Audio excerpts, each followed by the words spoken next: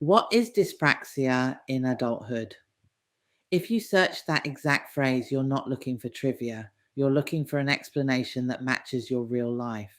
Because most people were taught dyspraxia is a childhood thing, a school thing, something you either grow out of or something you would definitely know you have. But adult dyspraxia is real, and for many people, it does not disappear. It just changes how it shows up. Different countries use different terms, but many describe the same pattern. So let's define it clearly, early, and without drama. Dyspraxia is also known as Developmental Coordination Disorder. It affects coordination and the planning of movement. In adulthood, that can mean the planning and execution of everyday tasks takes more effort and more conscious control than other people realize. One credible public health source, the UK's National Health Service, notes that adults with dyspraxia may struggle with time management, organisational skills, driving, or learning new tasks. They may also face challenges in social settings or feel anxious about being perceived as awkward or clumsy. This is not about intelligence. It's not a character flaw. It's not laziness. It's a different way the brain processes coordination, sequencing, and action. Source UKNHS, Chapter 1, Why Adulthood Feels Different. Here's why dyspraxia in adulthood can be so confusing. The adult world is built on hidden coordination, not just sports or handwriting. Everyday life is coordination, timing, sequencing, switching tasks, moving through space, managing objects, reading a room, driving, being smooth in public, and adults are judged by output. Were you on time? Did you do it efficiently? Did you do it without looking like it cost you anything? Most systems measure the result, they do not measure the effort. So if something costs you more effort, that extra work is invisible. And when effort is invisible, people fill in the blank with assumptions. Chapter 2, Time Management. Let's start with the most common adult complaint, time. You can wake up with enough time. You can genuinely intend to be early. And still, time disappears. Not because you don't care, because the sequence breaks. Keys, phone, bag, charger, shoes. One item is missing and your brain flips into search mode. Search mode is not just looking, it's scanning, retracing, recalculating, second guessing.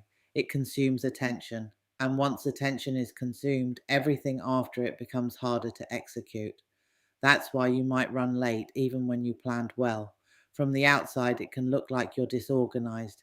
From the inside, it can feel like you were managing a routine. And then the routine turned into a puzzle you have to solve under a timer.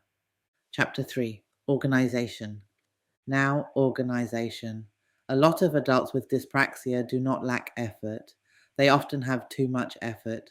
Lists, notes, reminders, systems. The problem is not knowing what to do. The problem is keeping the sequence stable while you do it. You can have a plan and still lose steps while executing. You start one task, then notice something else, then return and forget where you were, then restart, then double check, then fix a mistake you didn't see coming. This is where the world says, just be more organized, as if organization is a personality. But organization is often a coordination skill. It's an ability to hold steps in order, to transition cleanly, and to keep the thread while your environment changes. Chapter 4, Learning New Tasks. The UK NHS includes learning new tasks for a reason. This is where dyspraxia in adulthood can hit hard at work, because adults are expected to onboard quickly, learn the tool, learn the process, then execute without friction. With dyspraxia, you can understand instructions perfectly. You can be smart, you can explain the concept back, and still struggle when it is time to do the task.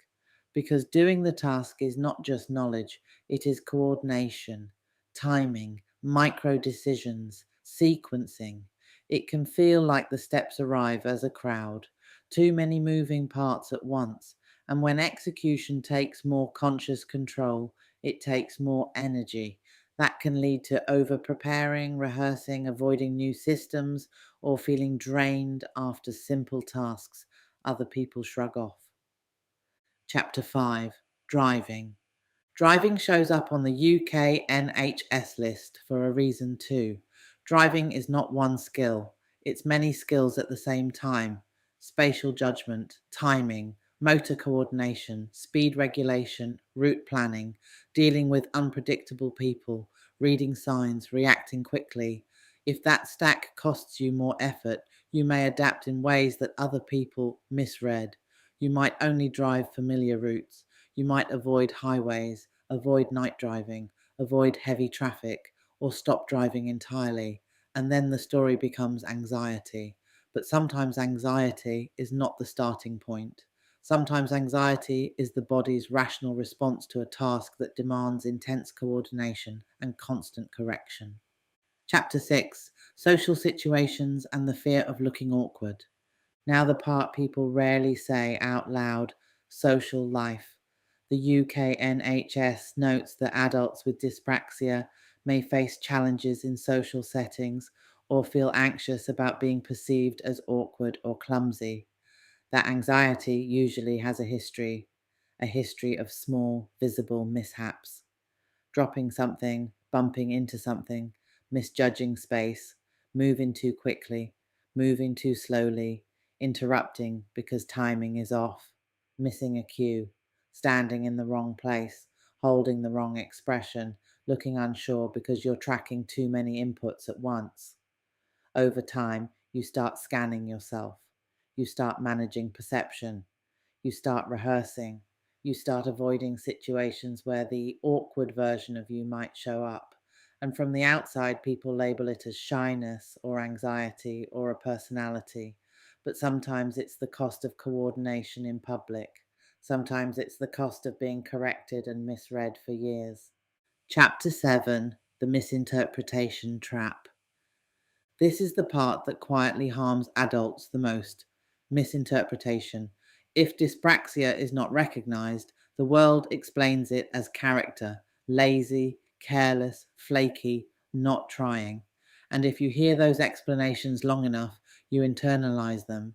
You start saying them to yourself: I'm just bad at life. I can't get it together. I'm a mess. I'm awkward. That is the trap, because once it becomes identity, you stop looking for a pattern. You stop asking the real question: what is dyspraxia in adulthood? Could there be a reason this cost me more? Chapter 8: This is not intelligence. Let's say this plainly because it matters. Dyspraxia is not intelligence. People with dyspraxia can be highly capable, highly creative, highly analytical, highly competent. The issue is not whether you understand. The issue is how much coordination, sequencing, and real time planning is required to translate intention into action. And because adults are judged by smoothness, not cost, the internal work disappears from view. You might be doing twice the work to produce the same output, and nobody sees the extra work: not teachers, not managers, not friends, sometimes not even you. Chapter 9: A quick clarity moment for adjacent searches. Some people searching dyspraxia are also searching inattentive ADHD. There can be overlap in how daily life feels, especially around time management and organization. But dyspraxia specifically centers coordination and motor planning. This video isn't here to diagnose you, it's here to give you language for a pattern that is often missed in adults. If you want an evaluation, that's a separate step. But naming the pattern is still valuable because it changes interpretation. Chapter 10: Why Awareness is the First Step Towards Support. Awareness is not the end of the story, but it is the first step towards support. Because once you recognize a pattern, you can stop treating it like a moral failure. You can stop using shame as a productivity tool. You can start designing life around how you actually function. That might mean clearer routines, more time buffers, externalizing steps, reducing last minute transitions, using checklists that match the real sequence, practicing tasks in low pressure settings, choosing environments that reduce overload, and asking for support without apologizing for existing. So, one more time in the exact language you may have searched. What is dyspraxia in adulthood? Dyspraxia in adulthood is when coordination and planning differences continue past childhood and affect everyday life. The UKNHS notes it can show up as time management struggles, organisational friction, difficulty learning new tasks, driving challenges, and social difficulty or anxiety about being perceived as awkward or clumsy. This is not about intelligence, it's about processing movement, coordination, and sequencing differently. Source: UKNHS. If this description fits you more than you expected, you're not alone, and you're not failing at basic life. You may have been navigating a real pattern without a name. Awareness is the first step towards support.